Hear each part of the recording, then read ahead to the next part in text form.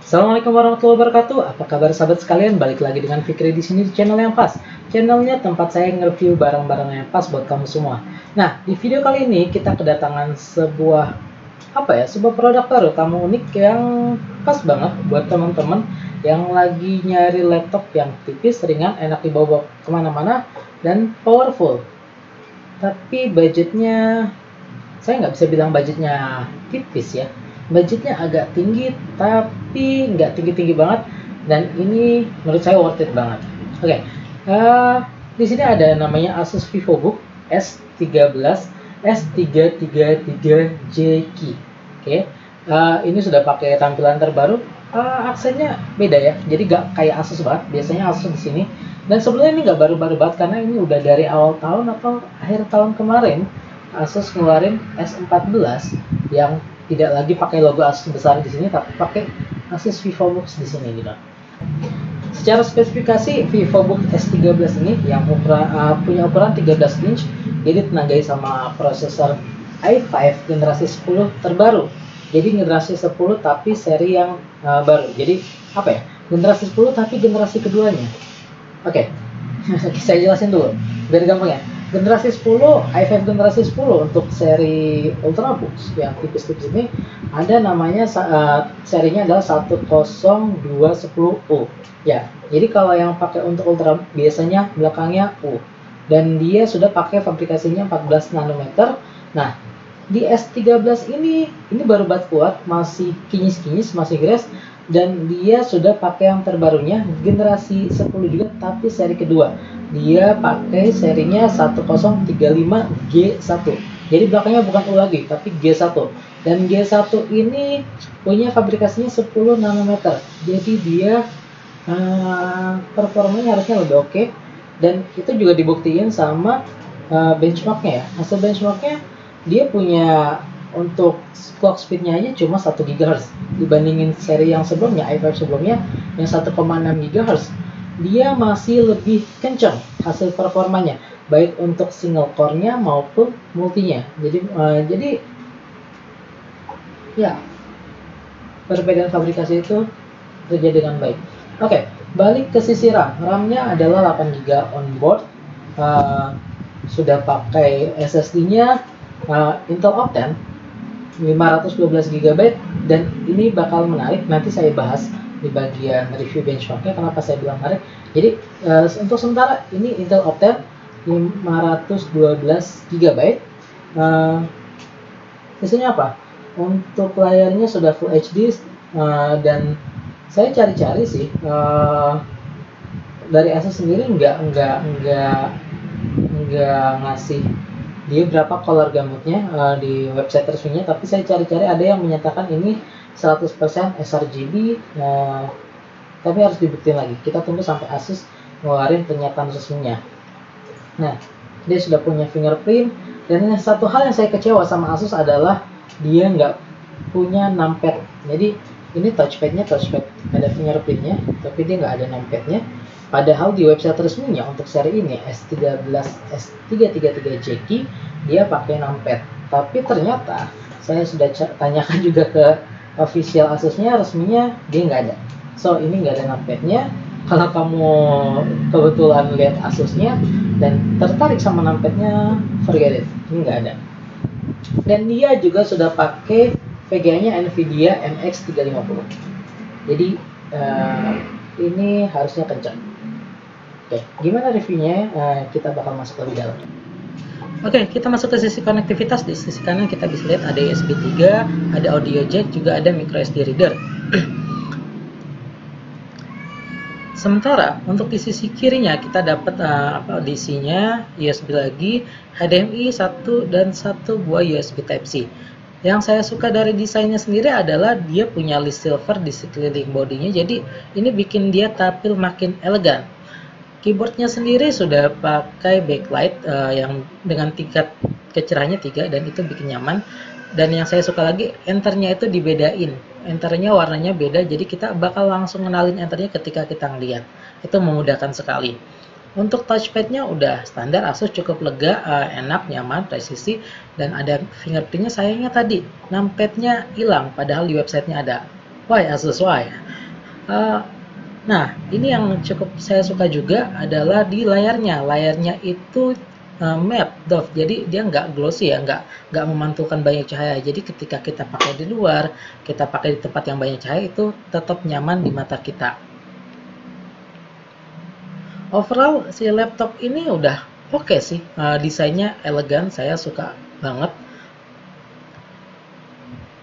Nah, yang paling jadi ganjalan untuk saya adalah penselnya yang hampir bisa dibuka dengan satu tangan.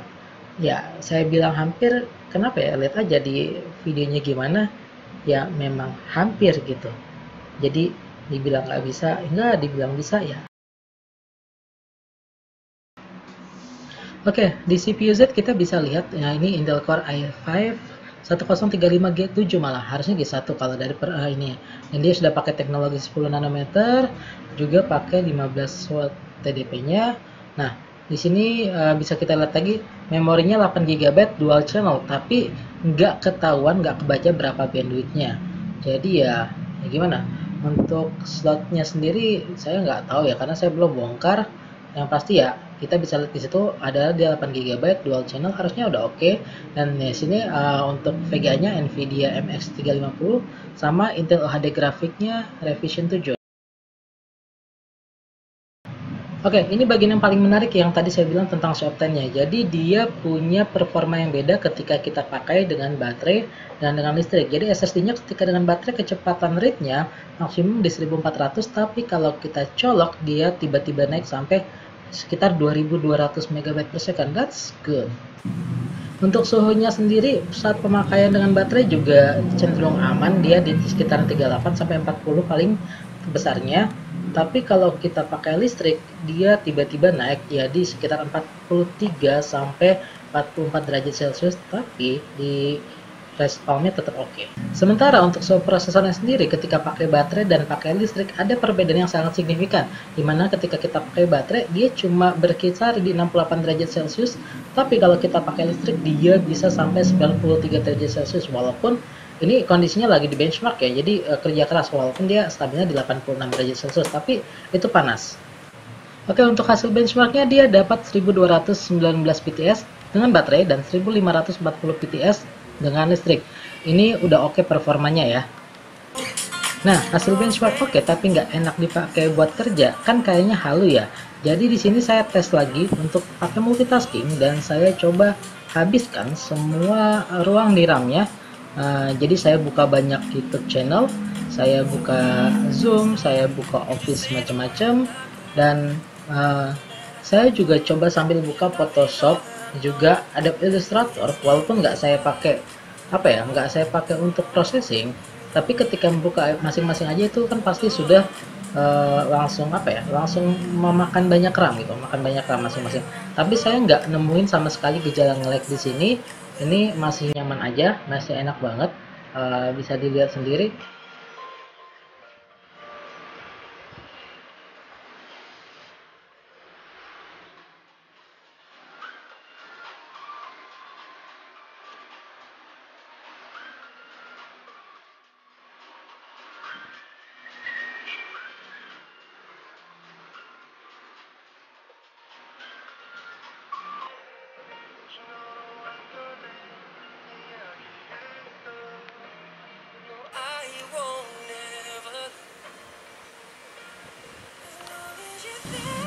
Oke, kita bisa lihat di sini ya, dengan pemakaian RAM-nya sampai 6,2 GB, sekitar 79%, CPU-nya masih anteng di 12%, disknya juga masih 3%.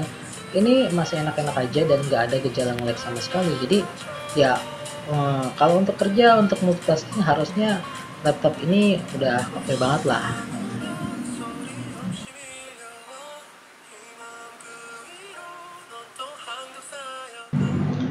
Oke, sekarang kita bakal masuk kelebihan dan kekurangannya. Saya sebutin kelebihannya dulu ya. Kelebihannya dia desainnya oke, desainnya fresh, minimalis. Saya suka desainnya, elegan. Dia juga tipis, ringan. Dia cuma 1,2 kg, dan dia sudah pakai fingerprint. Dia touchpadnya juga enak. Dia punya backlight. Jadi kalau kamu suatu waktu lagi di kegelapan malam atau mungkin lagi traveling, ini enak banget di luar lagi remang-remang. Dan dia juga punya layar yang udah oke, IPS tadi Full HD, pakai MX 350 dengan kecepatannya juga lumayan oke, untuk hasil benchmarknya juga oke. Apa lagi? Oh iya, SSD-nya, Optane-nya ini oke, karena dia bisa menyesuaikan. Jadi ketika kita pakai listrik, dia performanya bakal meningkat, sementara ketika kita pakai biasa baterai, dia bakal jaga dayanya. Jadi dia cukup kencang, tapi ketika Anda pakai listrik, ini bakal makin kencang, jauh makin kencang. Nah, itu tadi kelebihannya. Sekarang saya masuk kekurangannya.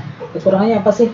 Kekurangannya si laptop ini adalah satu, menurut saya tadi ini PR banget buat Asus, gimana ketika ngasih halamannya di website resminya, keterangannya bahwa dia punya numpad, dan dia nggak cuma sekedar ngasih gambar ada numpadnya, tapi dia ngasih di spesifikasi resminya numpad bukan optional. Jadi harusnya seri S13 S333JQ ini harusnya pakai numpad, tapi nggak ada numpadnya gitu.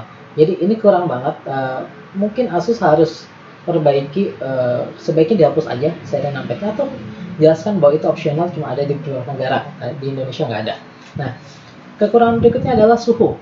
Menurut saya ini cukup panas. Kalau kamu pakainya lagi tanpa listrik, ya sebetulnya hangat-hangat aja. Tadi suhunya juga, walaupun di sini di palm press-nya masih tetap hangat di 33 derajat, anteng lah, nggak susah. Tapi ketika pakai listrik, suhunya bisa sampai 93 derajat bahkan lebih, dan itu udah nyaingin ROG saya yang notabene laptop gaming, dan itu panas. Jadi kalau tapi performanya juga oke. Jadi itu nggak kekurangan juga sih, tapi kurang. Kalau kata saya kurang, solusinya adalah kalau kamu lagi butuh performa gede, kencang, colok listrik, tapi jangan di pangku, itu panas dan itu nggak enak. Jadi itu aja kelebihan kekurangannya. Dan kesimpulannya, laptop ini cocok buat siapa? Laptop ini cocok banget buat kamu yang senang traveling, senang portabilitas, sering pindah-pindah, sering jalan-jalan, tapi kamu butuh device yang cukup powerful. Dan ketika kamu lagi nggak berpindah, kamu lagi di rumah, kamu colok, kamu bisa dapetin lebih powerful lagi. Ini enak. Dan budgetnya juga sebetulnya cenderung minimalis gitu. Walaupun balik lagi, ini bukan laptop gaming, jadi jangan diharapkan untuk gaming seperti laptop gaming kelasannya ROG, HP Pavilion Gaming dan lain-lainnya. Jangan, ini bukan. Baik, itu aja review dari saya. Pikir undur diri, mudah-mudahan review ini bermanfaat buat yang lagi nyari laptop tipis, kencang, tapi harganya nggak tinggi-tinggi banget. Ini recommended. Assalamualaikum warahmatullahi wabarakatuh.